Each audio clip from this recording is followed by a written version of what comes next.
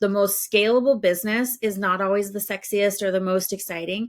It's the one that can deliver the results consistently within budget over and over and over and over again. Welcome, everyone, to another episode of the Seven Figure Journey podcast. Today, I'm your host. My name is Brett Gilliland, and on every episode, one of my team members or I gets to visit with an amazing business owner who's built something that is impressive, and they're here to share real lessons learned from their real journey. They're also here to share the real challenges that they're still facing as they're trying to grow their businesses. So we get a little sharing of some golden nuggets, and we get to roll up our sleeves and dig in on a challenge that hopefully is beneficial to everybody listening. My guest today is Andrea Jenson. Andrea is the founder and CEO of Cashflow CFO. I almost called you the wrong name, Andrea. Cashflow CFO. So Andrea and team have been at this for some time. They provide um, exceptional, let's call it premium, fractional CFO services to businesses that are trying to grow with a very special emphasis on profit growth, not just revenue growth, but profit growth. How do we grow this in a very healthy way? So, Andrea, welcome to the show. Hi, thanks so much for having me. Please give everybody a little better intro to Cashflow CFO and help us understand in our minds where to place you from a context perspective. Sure, I'd love to. We typically often hear, "Oh, I didn't even know that service existed," and the reason for that is because it's a relatively new offering in the market, having a fractional CFO. So most business owners out there have heard of a corporate CFO working for a very large corporation, but what we've done is we have made that skill set available to business owners who are typically between the million and 20 million range. That's really where this is beneficial information. You've outgrown what your bookkeeper's skill set can provide for you as far as forecasting, cash flow management, setting your pricing correctly, understanding your customer acquisition and lifetime value, and all of those very important metrics that are going to continue to help you to grow and scale your business. So that's the service that we offer. We also do accounting as well, but we lead with the CFO services. Usually bundle those together for the business owners that need that, and that's really where our passion and our energy lies. And yeah, so we get to work with a lot of really fast growing, cool companies that have a tremendous product or service, and they just need to be able to grow and scale it in a profitable, because that's very important, right? We want to make sure that you're not busting your buns to generate the sales, but have nothing to show for it at the end of the day. The way we view your business is this is probably one of the biggest assets you're going to own as an individual. And so we want to make sure that it's doing all the right things to create, legacy wealth for you and your family. Well, I remember pretty clearly still, not to the day, but I remember when this idea or concept of a fractional CFO or a fractional, revenue officer, whatever the other fractional offerings are out there. And I thought, how amazing is this? Because I work in that same space. I narrow in on this 1 to 10 million range. You expand a little further, 1 to 20 million typically. But these business owners need high caliber functional leadership, and they don't need to pay for the full-time person, or they can't afford to actually at that early seven-figure stage. But they need in this case, the financial insights, the financial leadership. They need help with that, but their affordable bookkeeper can't quite provide that kind of financial insight, and they can't quite afford a full-time and probably don't have enough work for a full-time financial leader. So fractional CFO, that was a great invention when that came along, and that's great that you guys are providing that service for so many businesses. Okay, Yeah.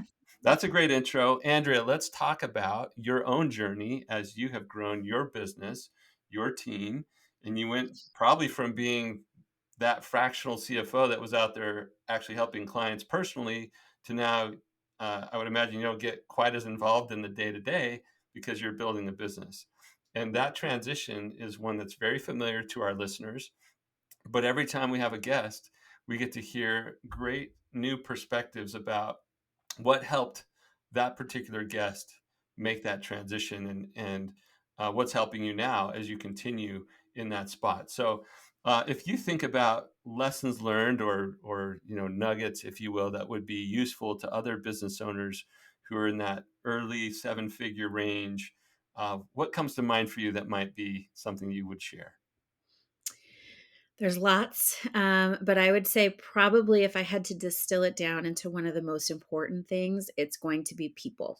Mm, It's getting the people on board with the company that are going to help you to build out all of the different systems, processes, um, tools that your company is going to use, over and over and over again.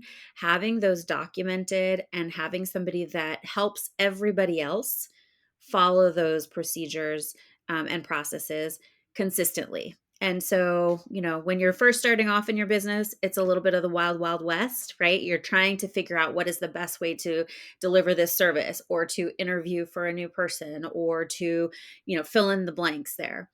But as soon as you get this is working documented, and then stick to that as you continue to grow the company, because then you can spend your mental energy on the new next thing you have to figure out in the business, and you're not trying to, oh wait, how did we do that one time?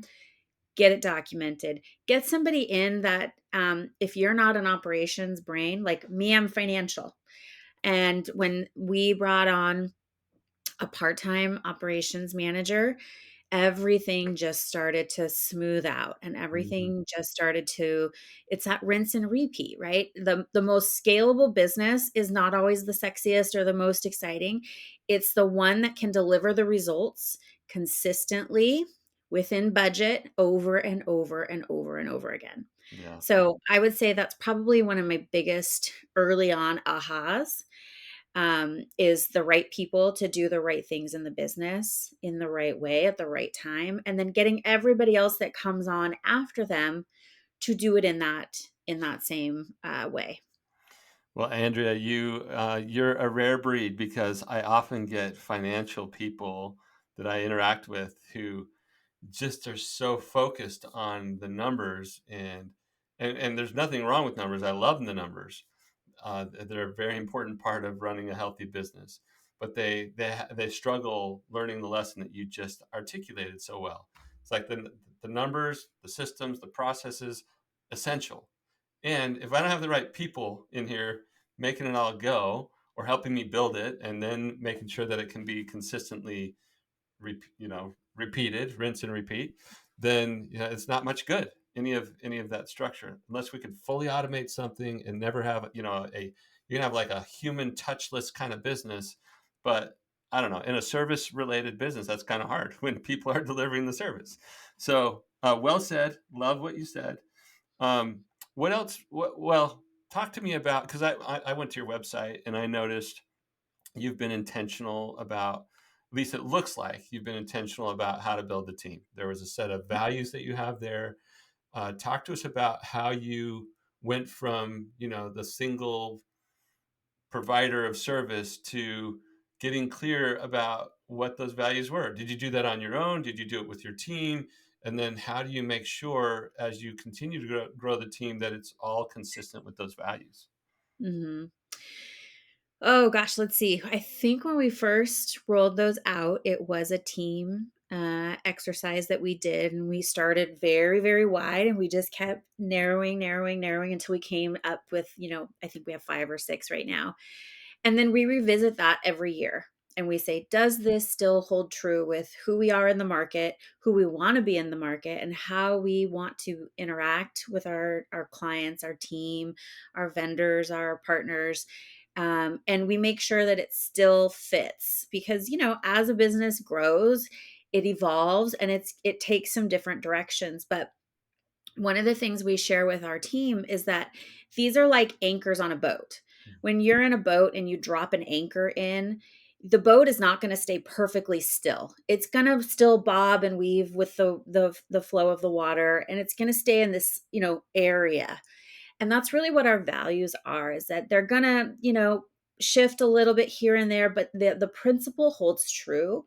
And so we always check in to make sure, is this still the right anchor for who we are and what we want to be? And so once we get past that point, then we revisit our vision and all the other components that line up with that, and we check in frequently on that to make sure it's not just an exercise we did X number of years ago and it a plaque that hangs on the wall. No, we want to make sure it's a living, breathing part of who we are. Yeah, and I noticed one thing about your values. You had these one word statements or one word labels, but then there was a beautiful description underneath each one. And with the exception of the last one, they all started with we. We Mhm. this, we that, we this, we that. And to me, that's the perfect way to think about values. This is part of our shared identity. This is who we are. This is who we be.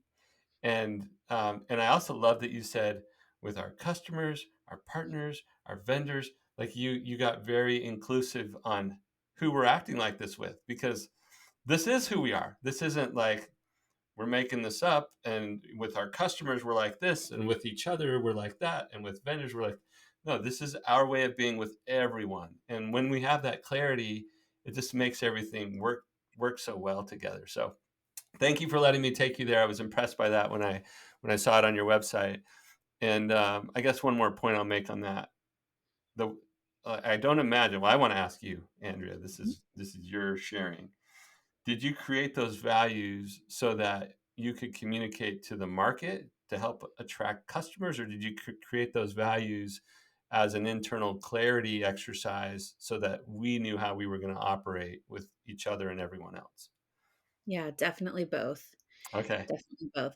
When we are in a conversation with a potential client, we share those. We want to make sure that we're not a transactional relationship or vendor. We Yeah. are a partner, and when you let somebody into the inner workings of your company, your financials, your hopes, dreams, all the things that you're doing this business for, we've become a trusted partner, and we sit in on meetings that the rest of the team doesn't sit in on, because Right. that's one of the beautiful things of having a fractional CFO that's not on your payroll per se, is that we don't have a vested interest in one way or the other, the decision that the CEO is making. So we really come in as that neutral party.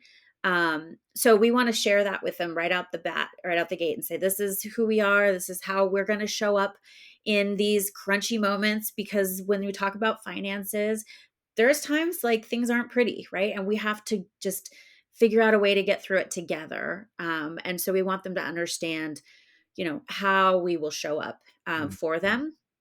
We share it with our team, right? We Of want to make course. sure that Yeah. we're attracting the right team members that go, oh yeah, this feels good, and this is how I want to be as well, so that everybody is in alignment. And I think that having the upfront conversations with all the related parties, really, you attract the ones that are in alignment, and you repel the ones that are like, I don't want to deal with all that, whatever they may think of it. And that's okay with me, because that's going to make everybody's life much easier, going forward. Yeah, we celebrate when somebody makes an educated choice about not interacting with us, right? It's like, okay, yeah, that's not going to be a good fit, Yeah. and so yeah, we would definitely celebrate that. Okay, well, I love everything you shared about that. I think you opened my eyes to something that I hadn't thought about before, and I want to share that for others who might be in a similar situation. The nature of fractional service like that you're providing. It's not a fractional service, but a fractional functional leader, right? In this case, it's finance. It is kind of one foot in, one foot out, right? Like you become part of their leadership conversations, even, and they might even think about you as part of their leadership team. I Mhm. met with somebody the other day who said, I have this team member, I have this team member, this team member. This is a fractional person they're not there full time, but they see them as an integral part of the team. And so usually I'm talking about values with people as more of an internally driven thing. Like, this is who we're going to be. We're proud of it. We're fine sharing it externally, but it's not really for external eyes, as a primary, like, function of creating values.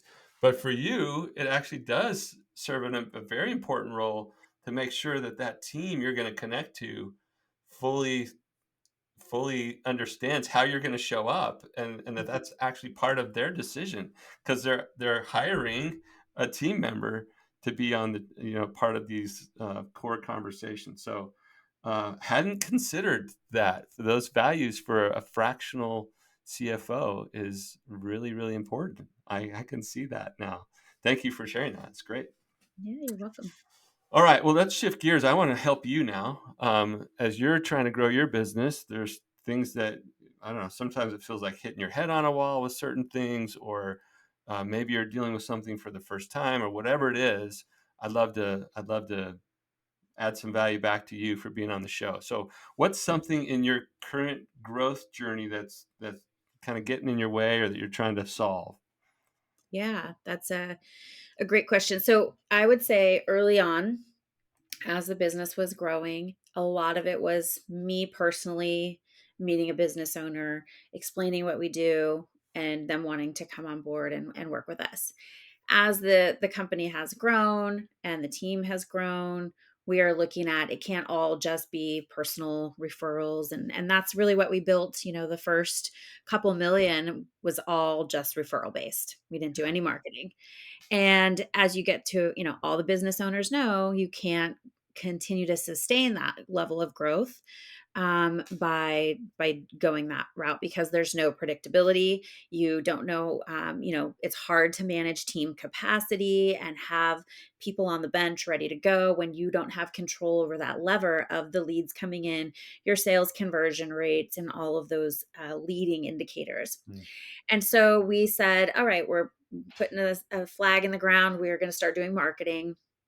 And we started, doing all the different channels of lead generation. And, as most professional services have probably realized, it's not just click and buy a widget, right? There's a lot that goes into that sales cycle to know, like, and trust somebody before you're going to engage in this level of a business engagement. Mhm. And we were short cutting that part out because it was me personally that they knew before. The know, like, trust was inherently there. So the buying decision was much easier and faster.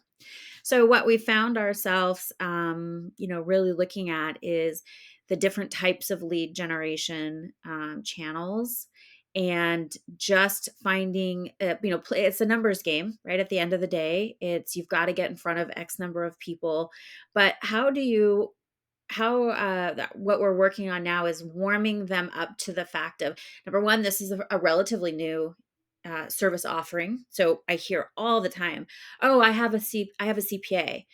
Right. Your CPA does your taxes. They don't come in and consult on how to set your pricing and who to hire and when to hire and how much you can afford to pay and all of these other strategic financial components that a business needs, but they've never heard of it before. So we're up against that, new into the market, and doing some education about what it is we do and how we do it. There's a little sticker shock, right? Because most people go, oh, I have a bookkeeper and I pay, you know, not very much. And it's like, Right. yes, but you've outgrown that skill set. You still need the bookkeeper, but now you need a new skill set in your business. So those are some of the challenges that we're working through with the market. And yeah, ask me any questions if you want any kind of clarifying. Well, I shouldn't I shouldn't make assumptions. We all know that's a problem. But as I listen to you, Andrea, I'm like, I know exactly where you're at, because I offer a service that is not super familiar to the market. It's a it's a and it's a similar target, right? We got business owners who've figured out what they needed to do to a certain point, and now they're in a new place that requires new levels of thinking, new levels of systems, new levels of process or people. And it's just a different thing. And they don't know what they don't know. And so you're trying to talk to people who may not have even heard of the idea of a fractional CFO. But if they have heard that, they may not really appreciate what the value looks like how much it would benefit their business. So you have this thing that's amazing, and it feels like best kept secret, and they all need it. But how do you help them see that, and how do you do lead generation in a way that you can get enough of those people to pay attention and to come in consistently? So does that sound familiar to you as I describe it back? Mhm. Yeah. Yeah. Okay. Yeah. And as far as why this matters, again, I feel very strongly that I understand why this matters, because the future of your business depends on not like existential. I'm not getting existential on you here, but the future success of the towards growth targets that you have, or even just the predictability of being able to grow a team to a place where like we know we're going to predictably have this much work because we have a machine that can produce it. It's kind of important, right? So the stakes are pretty high. Super important that we figure it out. And so I appreciate you bringing this issue. I got to give a huge shout out to a friend named Tyler Garnes. Tyler Garnes created something called Marketing Strategy School. And what I wanted to do as the business owner of more of a professional services type of offering is like pay somebody to go figure it out. Like I had zero interest in figuring out how to solve this problem. I'm like, here, LinkedIn ads generator person, please figure this out for me. And I've tried that, and I've tried it a couple of times and it wouldn't work. And I'm just wasting money trying to get customers in. Or here, Facebook ads person, let's try that. And SEO this and marketing agency that, and I would just throwing dollars at trying to solve this lead generation problem for my business. Have you been there, Andrea? Mhm. Yeah, you're Mhm. like, yeah, I can relate to that. Spaghetti at the wall to see what sticks. Yeah, please, like something work. I don't want to deal with it. Outsource that whole thing. Mhm. And so I guess technically, if we were to, eat our own dog food here as a fractional CFO leader, maybe the answer is bring in a fractional CMO, right? A fractional marketing person who knows exactly what to do, and they help you figure it all out. So I think that's legitimately a path that you could take. But it needs to be somebody who gets involved with you, just like that fractional CFO model that you run. You are Mhm. in the conversations. You're not on the other side of the wall where they make key decisions and they throw implementation over to you and say, hey, take care of that for me. It's not like that. And I think a really good marketing leader needs to be involved. And they may know how to outsource the implementation, but they need to be involved in the marketing strategy. And so back to my friend Tyler, he created something called Marketing Strategy School. And he basically said, hey, business owner, I know you want to outsource marketing and just have somebody else take care of it, but you can never outsource the marketing strategy. Like you have to get clear on that. Now you can pay to have somebody help you get clear, but you have to get super clear on it, and you have to own adjustments to that over time as the market shifts and all the things that happen in business. So marketing strategy has to be super clear. And one of the key concepts that he shared with me that I think would be applicable with you is something called the awareness spectrum. And it has to do with where prospects are. So, and you described this without having this term, Andrea, but the awareness spectrum goes like this. There are people out there that would be great customers for you, and you know it, but Mhm. they don't even know they have a problem. They have a bookkeeper, they have a CPA, right? They don't know they have a problem that you solve. Okay, so way over here on the awareness spectrum, the prospect doesn't even know they have the problem. A little bit further down the road, let's say they know they have the problem. They're like, I can't get the financial insights that I need to make good decisions for my business. I have a bookkeeper, I have a CPA, something's missing. I don't have good reporting, I don't know how to forecast, I don't have good insights. So they know they have the problem, but they don't know that there's a solution out there. Okay, so early on they don't know they have the problem, but some of your prospects know they have the problem, but they don't know what solutions are out there. Some of your prospects know there's a problem, that they have that problem. They know there's a solution, but they don't know that you're a viable. They don't know your solution, right? So all along this continuum or this awareness spectrum, you have people out in the market that could benefit from what you're doing. And so in your marketing, you not only have to figure out where are these people hanging out in the first place, like how to access them, but then you have to talk to them in a way that lands with where they are in that spectrum. If you go out there and say, we are the premier provider of fractional CFO services, and they don't even know they have a problem or that there is such a thing as fractional CFO services, that's just wasted marketing, right? Mhm. And so if you go out there and say, hey, and your marketing spoke more to, I don't know, wow, your business has grown. Now you're wishing you had better views. Like it's getting complex enough that it's not just as simple as looking at the bank account each day and, making sure we have enough money to pay the credit card bill. Like you've grown past that initial simple way of managing your finances, and you're starting to wonder, are the fundamental unit economics of my business? That's a term that somebody that is not aware of the problem probably can't handle the term unit economics, but I'm starting to wonder, like, is every customer as profitable as the other customers, or are some products or services better for me than others? And I'm wanting to understand how all this works, but I'm frustrated with my systems. I can't get those views out of them. So you're starting to speak to them where they are, and then you can say, oh, this is a common problem. And anyway, your marketing has to speak to them where they're at. And sometimes we pay somebody to handle our marketing, and they're just like blasting the world with premier, fractional CFO service, and that might stick for a relatively small number of people, but other people are not at that same point in the awareness spectrum. So I Mhm. highly recommend you consider not outsourcing your marketing strategy to anybody, but take that on completely as the business owner. I have to own the core messaging. I have to own the core, like who's my ideal customer profile and how do we speak to them? What are their pains? Like there's some core marketing work that you have to own, even if you get help from somebody else to get to that clarity. Once we have that core marketing work and we're clear about how we're going to go, let's create a new funnel or a new pipeline for that kind of marketing approach.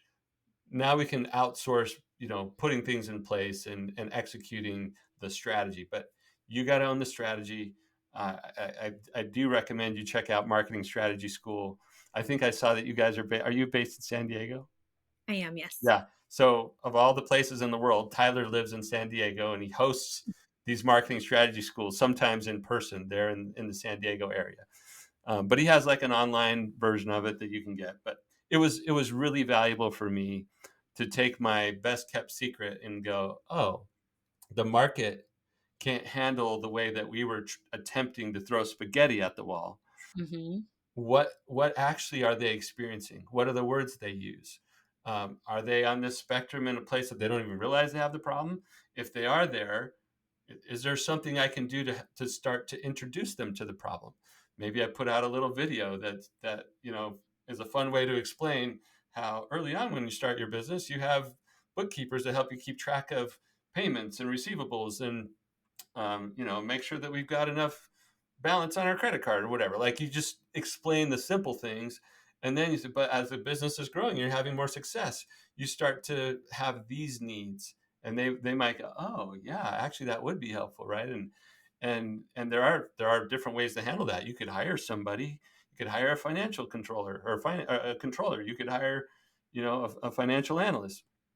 Or if you don't want to get a full time person, that is a solution. You can actually get this higher level of expertise for less money if you did this fractional CFO thing. So you're telling a story, but you're moving them on that awareness spectrum a little bit at a time.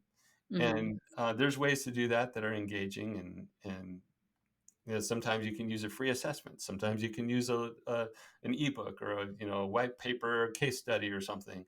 But there's techniques that are proven to help them start to understand what's going on. So I'm not a marketing expert, but Marketing Strategy School was extremely valuable for me as I was wrestling with these very same challenges. And so I highly recommend you check out Tyler Garnes and Marketing Strategy School. Very cool. I will check it out. Okay. Andrea, thank you. You've been a wonderful guest. For not knowing much about marketing, I realized I just kind of overflowed at the mouth on those examples, but I hope Very. that there was something in there that you're like, oh, that's actually interesting. Mhm. So, anyway, You're running a great business. I hope that more and more people understand the value of fractional CFO services. It's extremely awesome to have that level of expertise come in and whip your financial house in shape and give you some insights and even help you think about the future. We're not just looking in the rearview mirror anymore. We're looking about how do we create this business in a way that fulfills your personal needs and allows the growth that you're looking for. So anyway, it's awesome stuff that you're doing. If people want to learn more about the Cashflow CFO or connect with you on social, how would they do that? Yes, you can check us out on our website, thecashflowcfo.com. And if you enjoyed this type of conversation, we also have a podcast that you can go and listen and learn a lot of these financial tidbits to help you grow your business and run it and have that visibility. So we'd love to connect with you and help you, get to where you want to go with your business. All right, thecashflowcfo.com. And then the podcast, what's the name of that? How would they find that? So it's also the Cashflow CFO podcast, Okay. and you can link to it from our website, or you can type it in directly into any of the places that you listen to your Yeah. podcasts. All right. Very good. Andrea, thank you again. It was a pleasure having you on the show. Thank you so much. Okay, for everybody out there listening, please like, share, review, comment, do all these things that allow these episodes to get in front of as many seven-figure business owners as possible.